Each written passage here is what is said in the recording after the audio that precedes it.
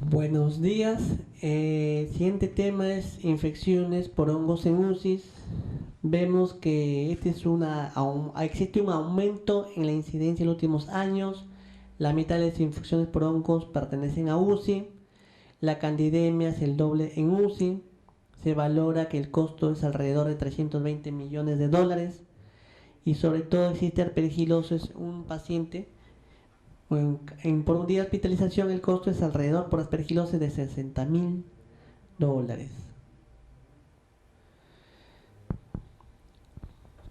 Aquí tenemos un estudio donde valora las características y determinantes resultados de pacientes con infecciones sanguíneas adquiridas en el hospital en la unidad de cuidados intensivos. Dentro de ellos hongos, valora la presencia de estas infecciones en un bajo porcentaje, en un 0.2%. Vemos el fungigrama, sobre todo dividido en cándidas albicans versus no albicans. Cándida es la infección fúngica más común. Cándida, dentro de ella, la Candida albicans, la más frecuente. Tres variantes: candidemia con o sin endoftalmitis, diseminación hematógena con compromiso de órgano y diseminación crónica. ¿Qué factores de riesgo existen? Existen diferentes escalas de valoración para estar en riesgo de candidemia. Bueno, tanto para las variantes de albicans, glabatra, Parapsilosis tropicalis y cruceis. La tropicalis es frecuentemente asociada a pacientes hematológicos neutropénicos, al igual que la cruceis. La parapsilosis secundaria más común en niños o en usuarios de catéter venoso central o dispositivos implantados o en aquellos usuarios de nutrición parenteral. La glabrata en pacientes mayores podría corresponder con neoplasias, nutrición parenteral total, dispositivos como el catéter, pacientes trasplantados, uso de antibióticos de amplio espectro como la piperacilina, tazobactam o la vancomicina, o la exposición previa a fluconazol. Si ha habido una exposición previa a fluconazol, no deberíamos usar el mismo antifúngico y dentro de ellos el fluconazol, por su resistencia que ya tiene innata esta cándida.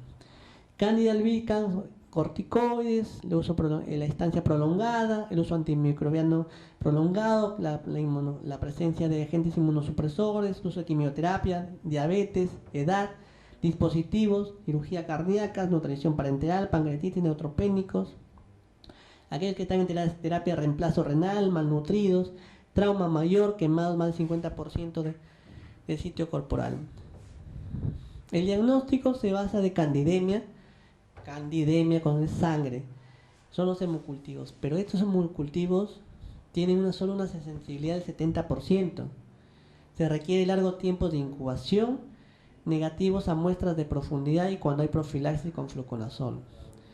Dentro de ellos se han usado otros métodos para definir que un paciente puede tener candidemia. Dentro de ellos el galactomanano o el 1,3-BD glucano o anticuerpos contra el antígeno de galactomanano, que son específicos pero carecen de sensibilidad. ¿Qué quiere decir? Que cuando es negativo, difícil que tenga un paciente con infección, pero cuando es positivo, no asegura que el paciente lo tenga.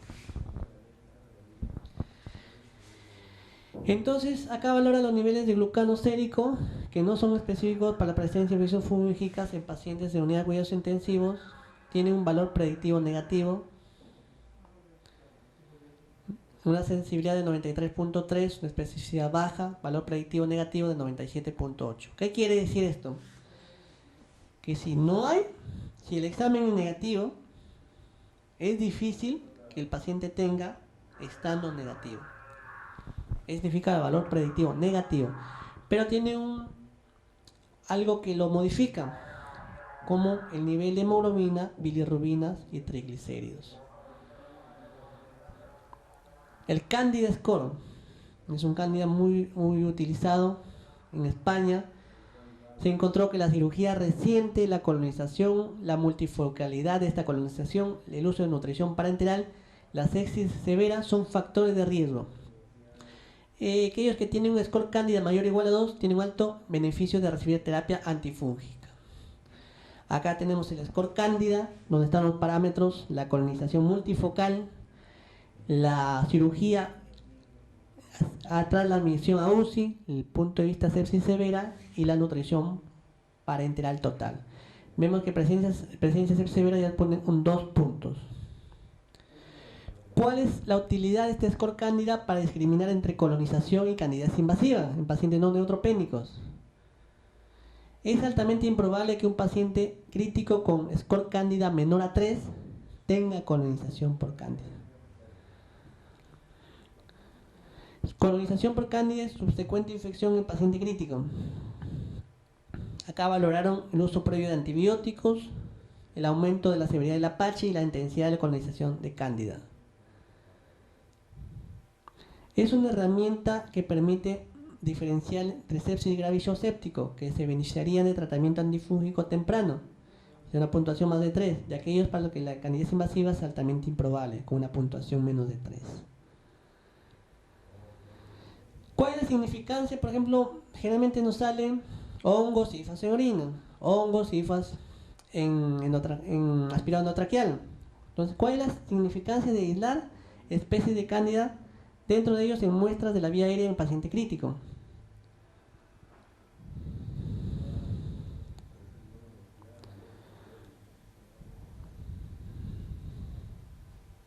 Necesariamente tenemos que demostrar o repetir. Tenemos 2 cultivos urocultivos, 2 hemocultivos hasta 3 para verificar si eso solamente es una colonización o una infección. Todo eso se confirma con la valoración clínica del paciente, con la presencia de comorbilidades y con parámetros de reactantes de fase aguda. Dentro del tratamiento, del arsenal para el tratamiento, tenemos a los imidazoles también, equinocandinas, capofungina y la anfotericina B. Acá tenemos sus espectros de acción específica y el tratamiento. Como primera línea, en LITSA recomendaba en el año 2009 fluconazol dosis de 800 de carga, luego 400, o anidulafungina o capofungina. Pero ya en el 2012 se van de frente ya al fluconazol, generalmente por el aumento de resistencia al fluconazol y por aumento de la presencia de otras variantes de cándidas. Por eso se usa la anidulafungina, 200 miligramos dosis de carga, luego 100 miligramos por día, o la capofungina, 700 miligramos como dosis de ataque, luego 50 miligramos por día. La micafungina también a razón de 100 miligramos. Y como alternativa, la anfotericina B o el voriconazol. No nos olvidemos que el anfotericina B puede causar daño renal. Duración de tratamiento es variable. Unos dicen hasta 3 a 5 días de negativizado el cultivo. Otros dicen 14 días, otros dicen 10 días.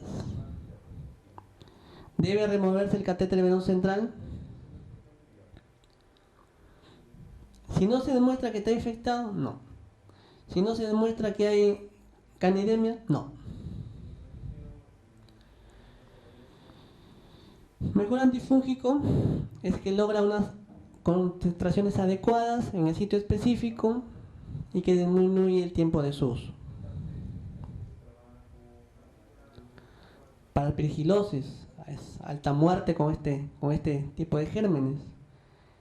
Es útil como terapia primera línea el voriconazol o la anfotericina B. Terapia de salvataje, la capofungina si no hay una respuesta adecuada.